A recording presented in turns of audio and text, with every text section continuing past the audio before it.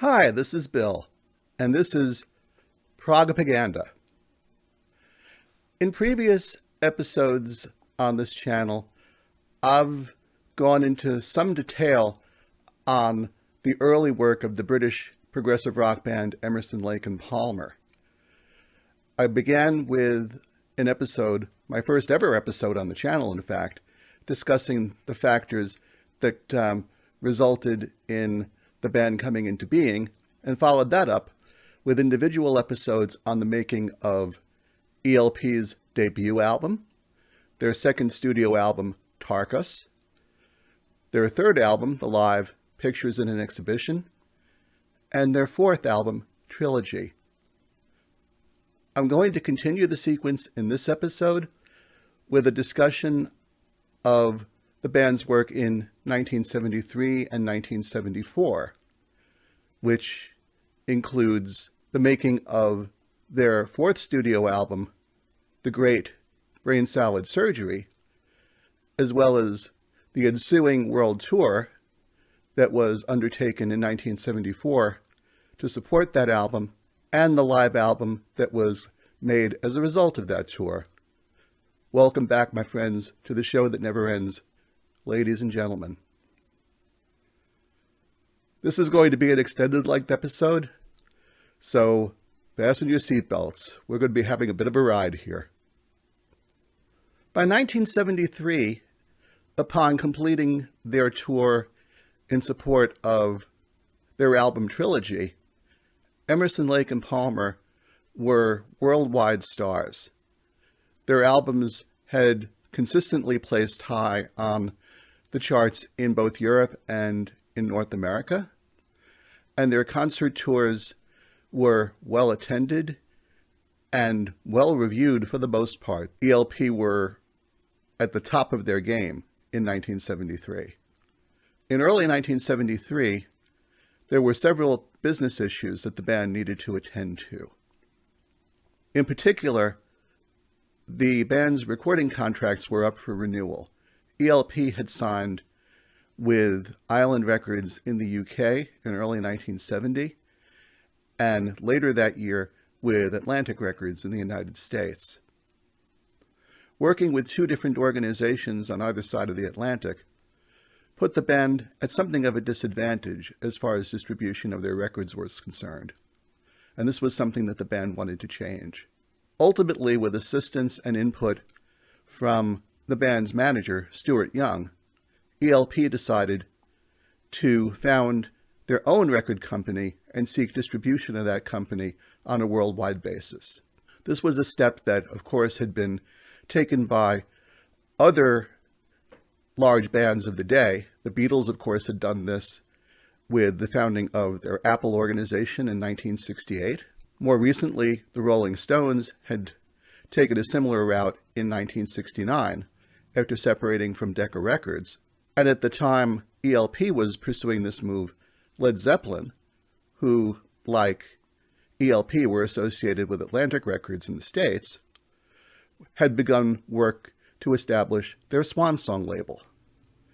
So this was a move that was not unprecedented, and that from a business perspective made quite a bit of sense.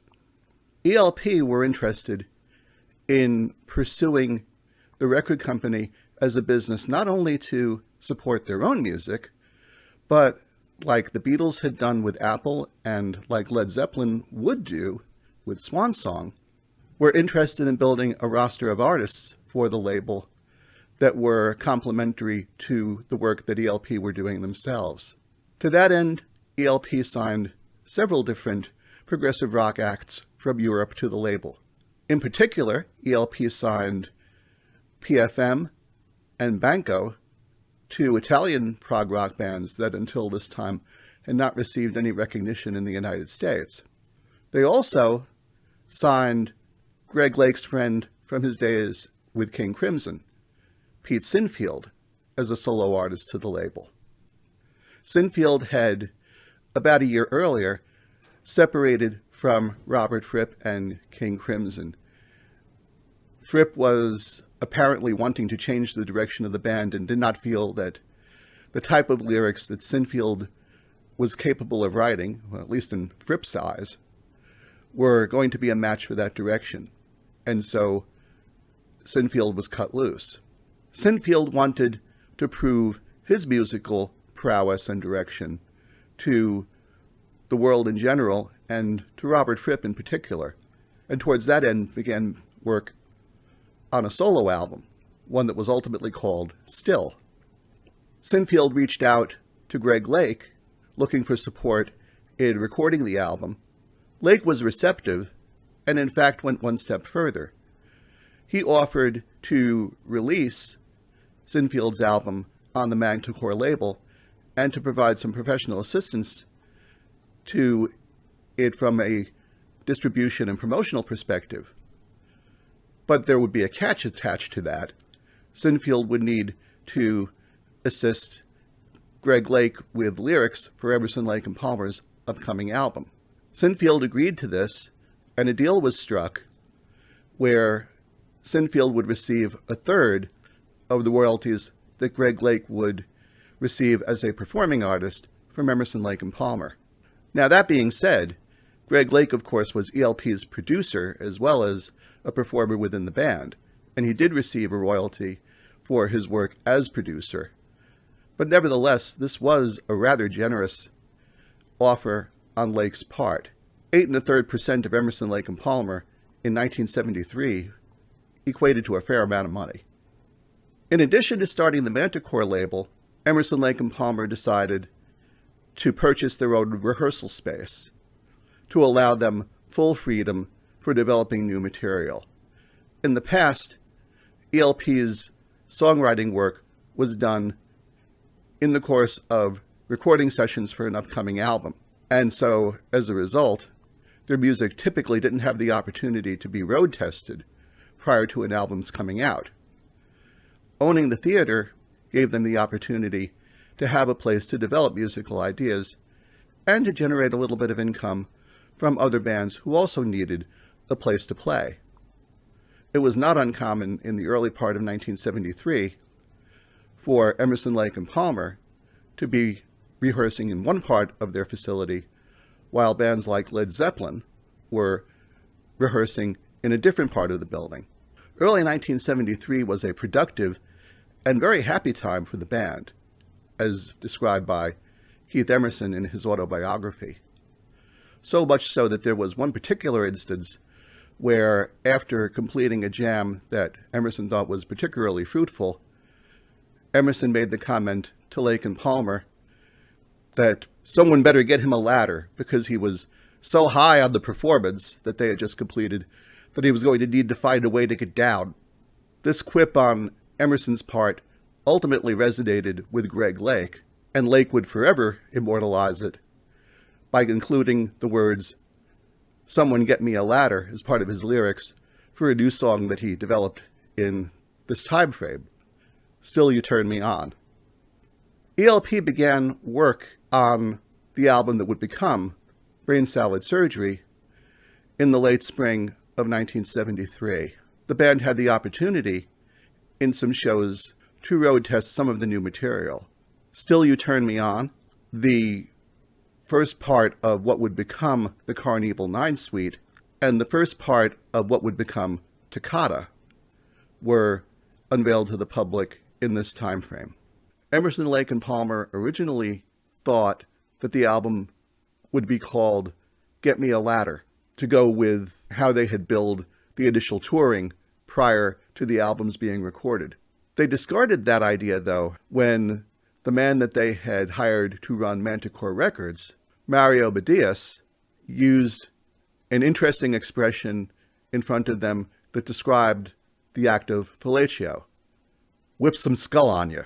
They discussed this with the executives at Atlantic Records, who had taken on worldwide distribution of the Manticore label, and it was clear that, from Atlantic's perspective, that album title would not fly.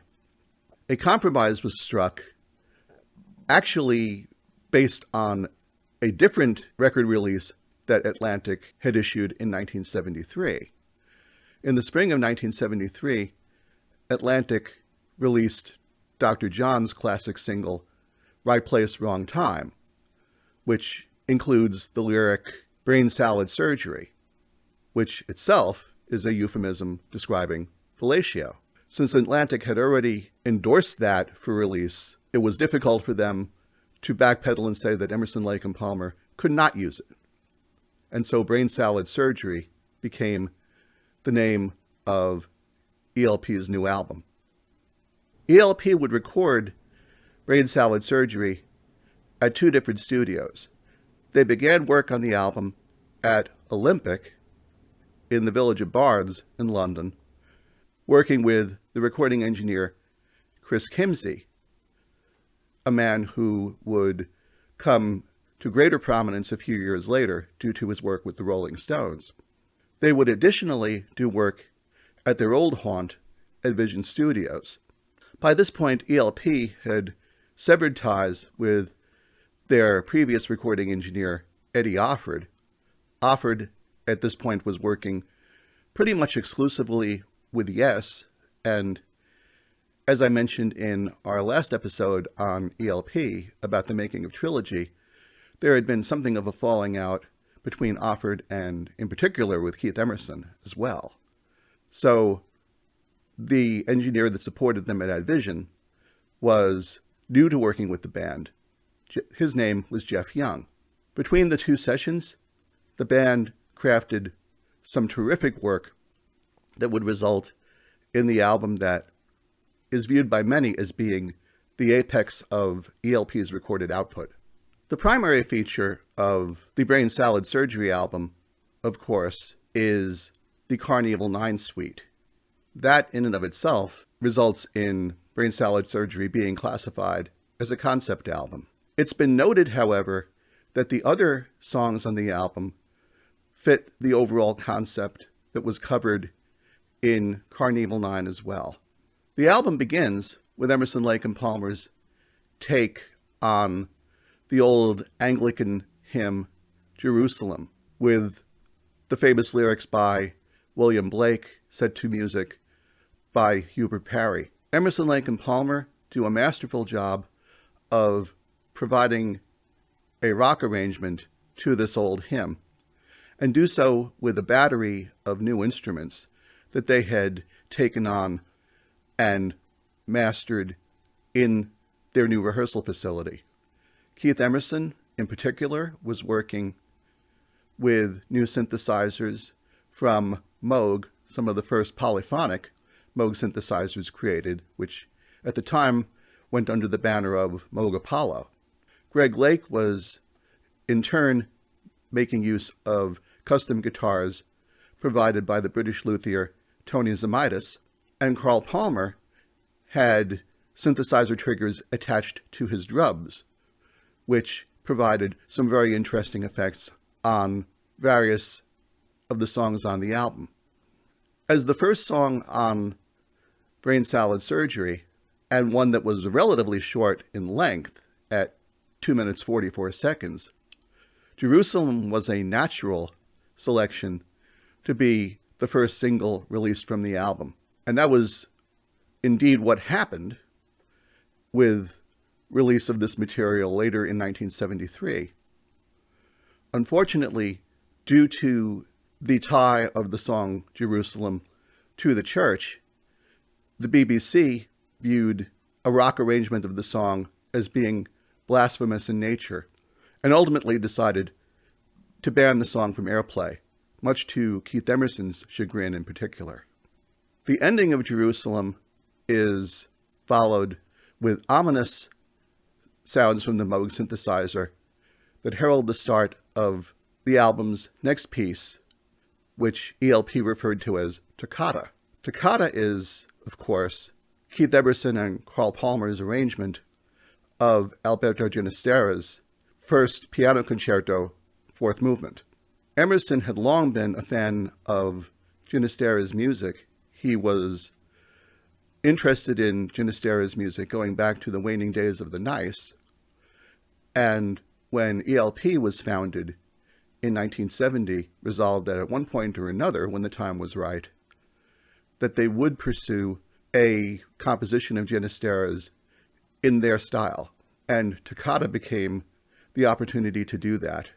Carl Palmer was looking for a vehicle where he could put his percussion synthesizers to work, and his composition of a short drum solo coupled with the ominous trumpets and such that came with Emerson's Moog Apollo in his rendering of Ginastera's music made for a very dramatic presentation over the song's 7.5 minutes. There was some concern from the band and from their management that despite the great rendition of the song that they were able to commit to tape, that they wouldn't be able to include it on the album. Ginastera was still living. He and his wife resided in Geneva, Switzerland, and Ginastera's music publisher, Boosey and Hawkes, let it be known that Ginastera typically did not approve of modern renderings of his work. Emerson, however, persisted, and Emerson and Stuart Young ultimately were able to connect with Ginastera, who invited them to his residence in Geneva to go over the work. The story that Emerson tells about the incident is an amusing one. Emerson apparently set up playback of Toccata on Ginastera's equipment, and Ginastera, upon hearing the piece, exclaimed in English, but with his Argentine accent, "Terrible." What he apparently meant was that it was scary in a dramatic sense, and that he enjoyed what Emerson had done with his music. But at least initially, that didn't come across to Keith or to Stuart when watching his reactions. But ultimately, it was agreed that Toccata could be used, with Ginastera himself providing an endorsement for the piece that would ultimately be included in the liner notes for Brain Salad Surgery.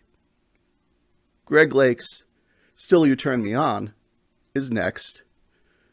Still You Turn Me On, like most of Lake's independent compositions, is a ballad. This is a ballad that is a little bit different in its approach from most of Lake's previous work with the LP, however. Carl Palmer doesn't appear on the track at all. There are no drums used. Emerson's role on the piece is largely relegated to playing keyboards using an accordion-like setting.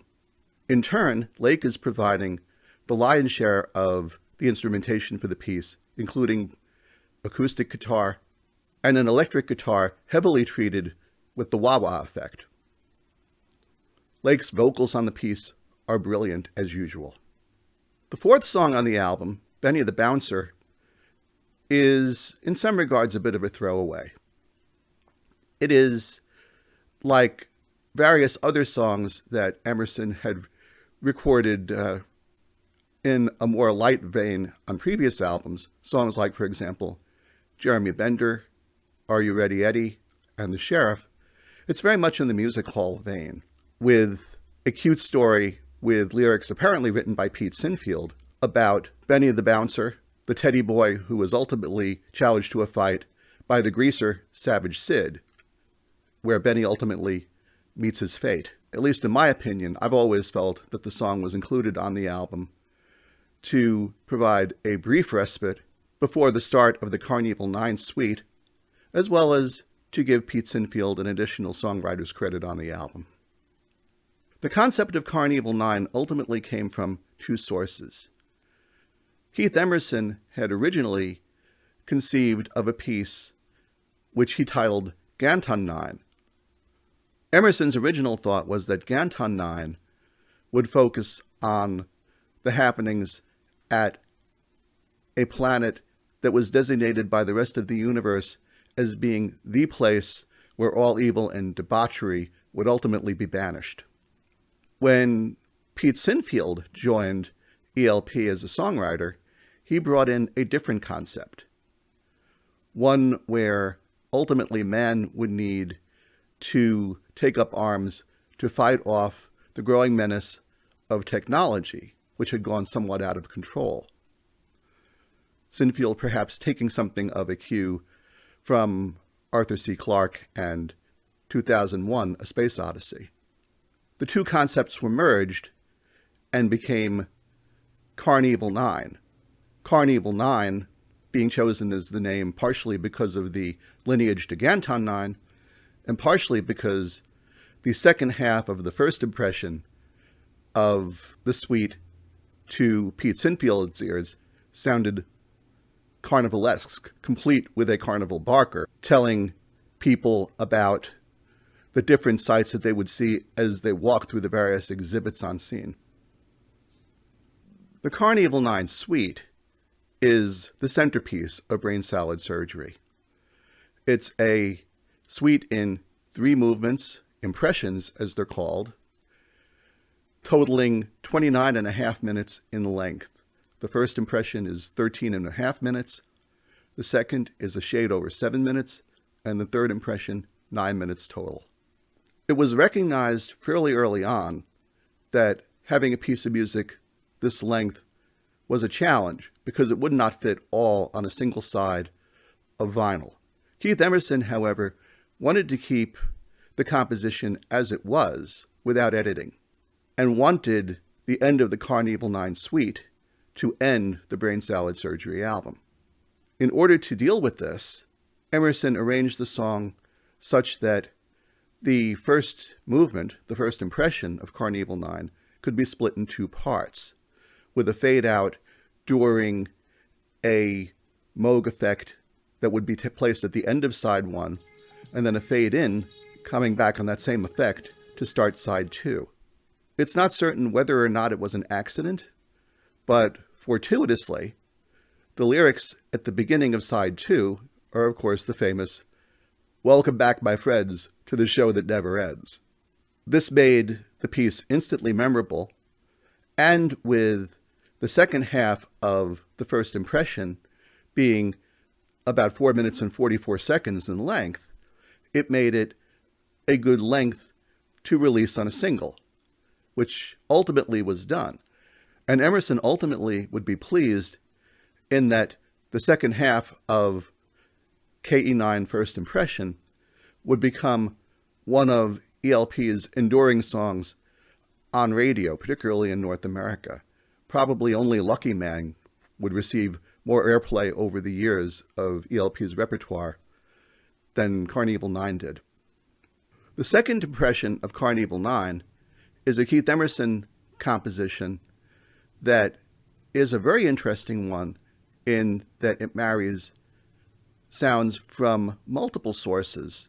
Emerson takes this piece into hard bop territory from a jazz perspective, even to a certain degree paying homage to that genre of music about 2.5 minutes into the piece by playing a Moog synthesizer passage where he makes use of a steel drum sounding effect, playing the main theme from the classic jazz piece, St. Thomas, one that was taken from a traditional Caribbean melody that the great jazz saxophonist Sonny Rollins would make his own.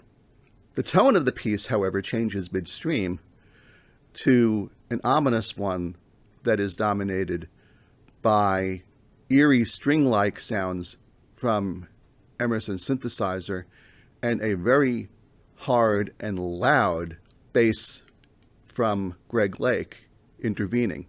The song wraps up with a return to the hard bop feel, but then segues immediately into the third impression.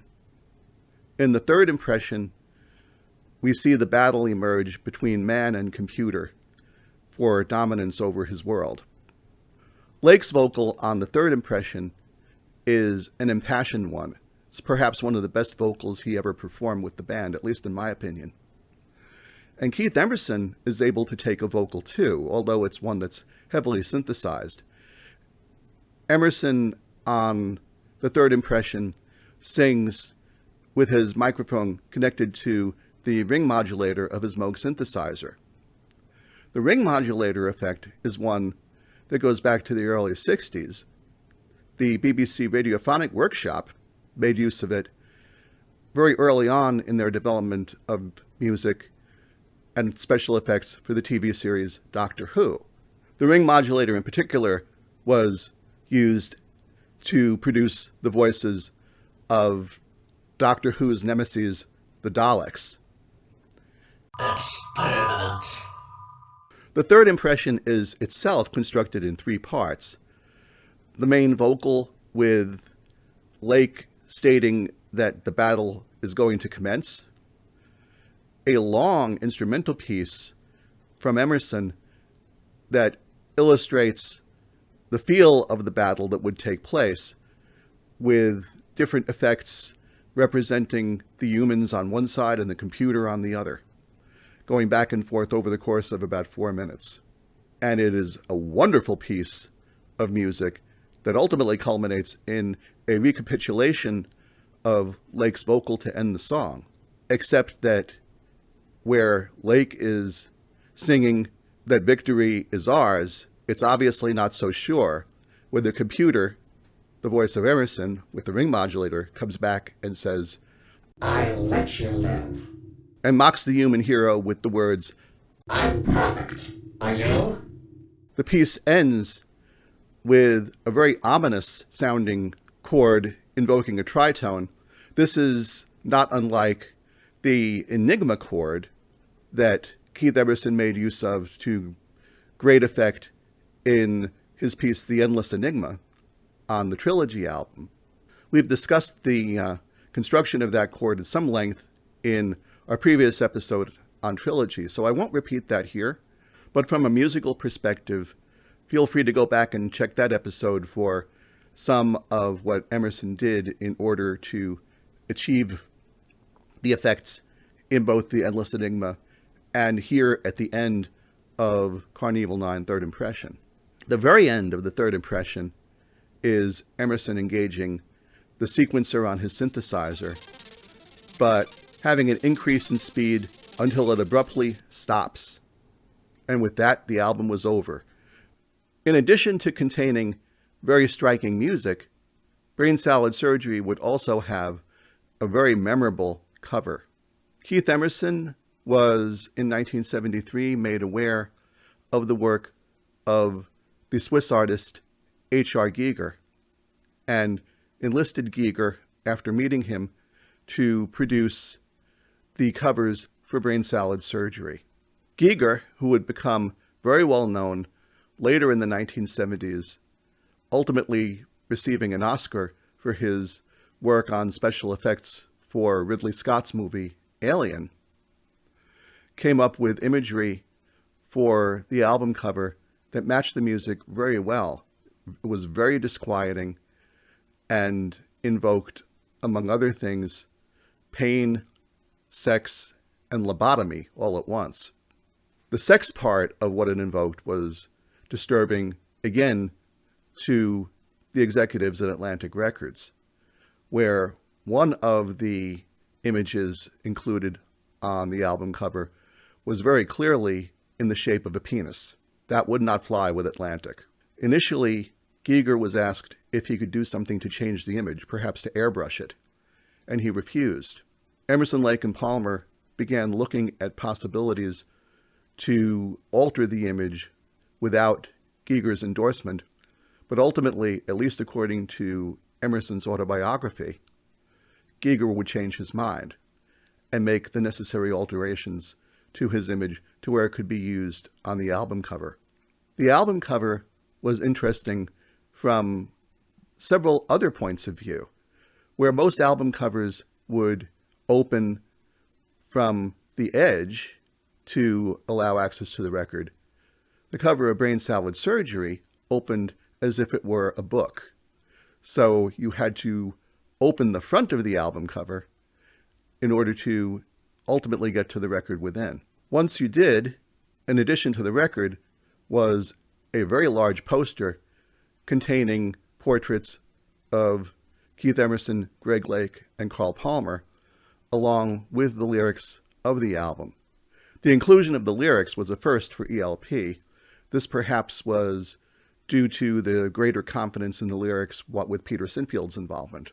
Early copies of the album contained a different photographic portrait of Keith Emerson than was used in later copies, making those early copies Very rare. I actually have one of those in my collection. And that one is a promotional copy from Atlantic Records at that. Paid a few dollars for that one.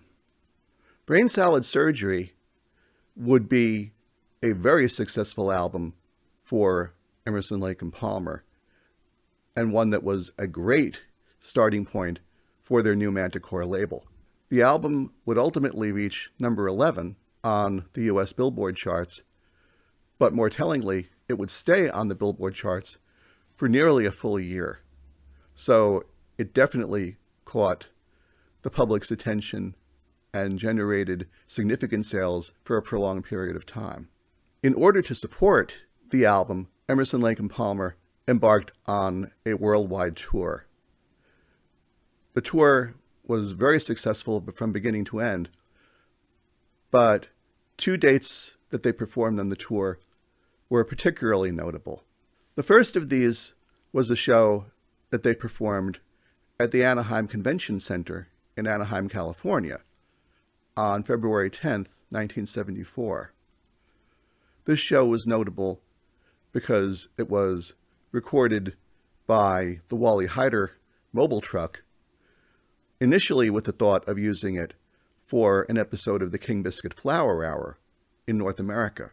This recording ended up becoming the basis for Emerson, Lake and Palmer's live album from the Brain Salad Surgery tour, Welcome Back, My Friends, to the Show That Never Ends, ladies and gentlemen, Emerson, Lake and Palmer.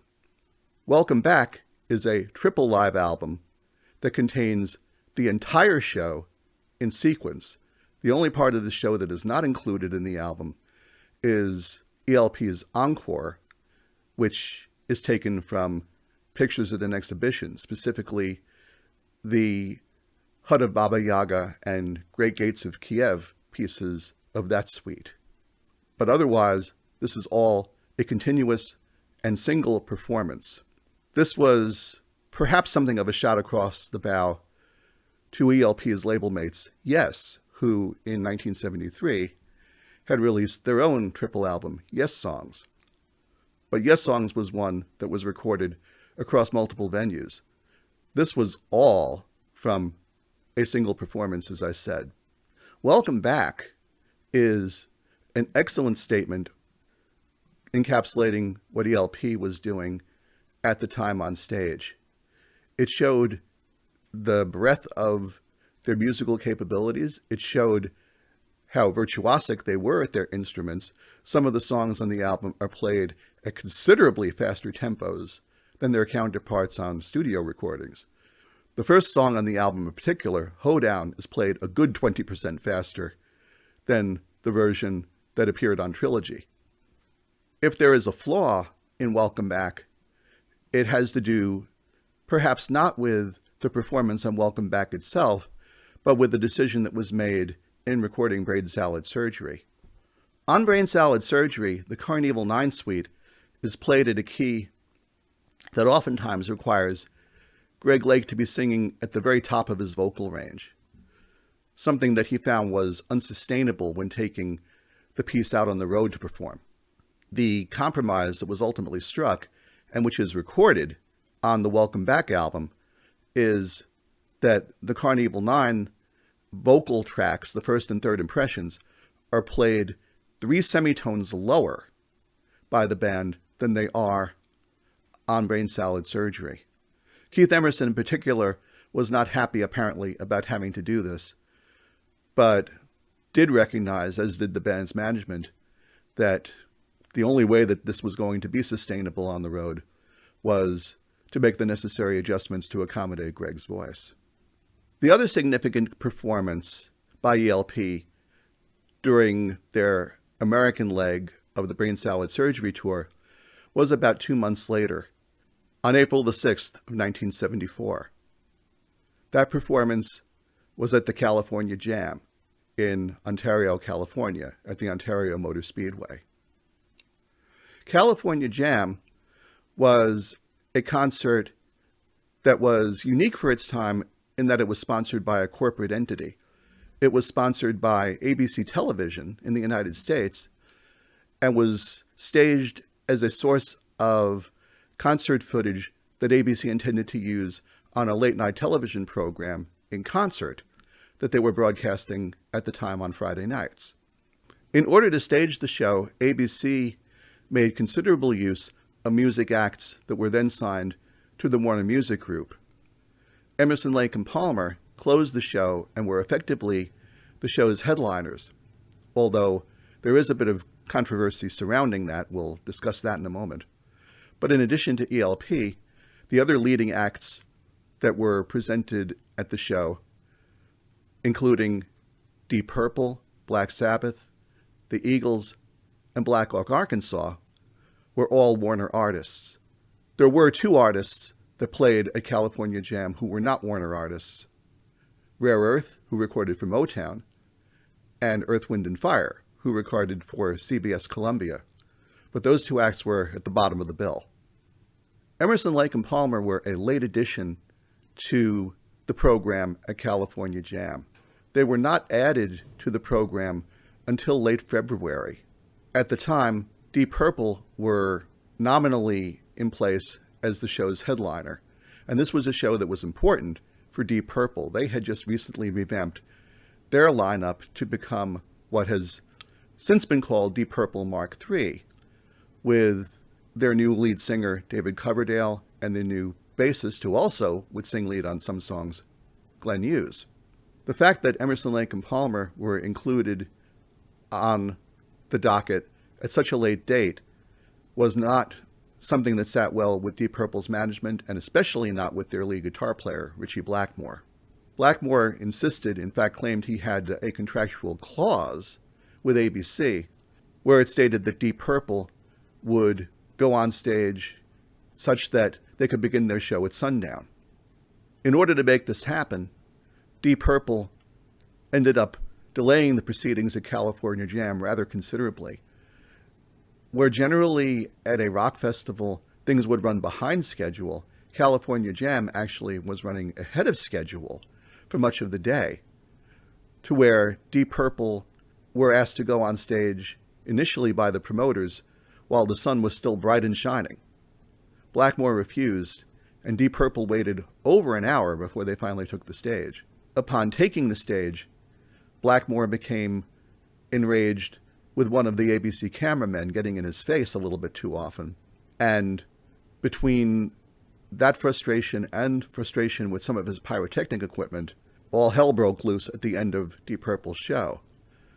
Some of the pyrotechnic effects that Blackmore had set up didn't work as planned, and ultimately, to compensate for that, Blackmore detonated them themselves, setting one of his amplifiers on fire as a result. He then went to work on the cameraman, breaking ABC's precious video camera. Depending upon whose account you read of the incident, Ritchie Blackmore damaged between $10,000 and $70,000 worth of equipment as a result of his frustration this day. There was a considerable amount of mess as a result that had to be cleaned up before Emerson, Lake and Palmer could take the stage at California Jam. They ultimately came on stage sometime between 12 midnight and 1 a.m., but nevertheless played their full-length show. ABC would get footage for 2 episodes of In Concert out of Emerson, Lake and Palmer's performance. In one episode, which was an overview of the entire festival, they used footage from Emerson, Lake and Palmer's encore. Again, The Hut of Baba Yaga and Great Gates of Kiev from Pictures in an Exhibition. In a subsequent episode, which aired about a month later, a bit more of the main set was used, including various of Greg Lake's ballads, Carl Palmer's drum solo from ELP's performance of Toccata, and the third impression of Carnival 9, complete with special effects on stage that were used to symbolize the computer that the heroic men trying to defend Earth ultimately had staved off, going up in an explosion and a puff of smoke. Throughout much of the performance, close-ups of Emerson and of Lake showed them chewing gum rather relentlessly. I don't know if it was gum that was treated with caffeine or with something stronger, but in any event, that is something that is very prevalent in this footage. ELP's California Jam Show is the stuff of legend. You can see a good portion of it on YouTube, and I believe it is out there in commercially downloadable and DVD forms as well. For those of you who would like to see it, it is quite memorable indeed.